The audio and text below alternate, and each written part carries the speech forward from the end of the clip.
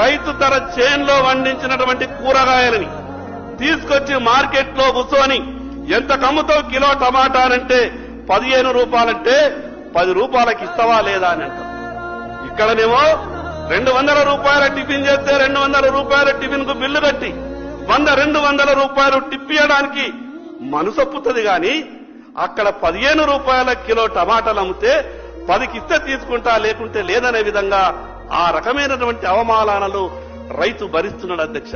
నేను ఎందుకు ఈ మాట చెప్తున్నానంటే అధ్యక్ష, కళ్ళకు నీళ్లొస్తాయి అధ్యక్ష. ఈ రోజు ఏ రైతు కూడా సంతోషంగా లేడు అధ్యక్ష.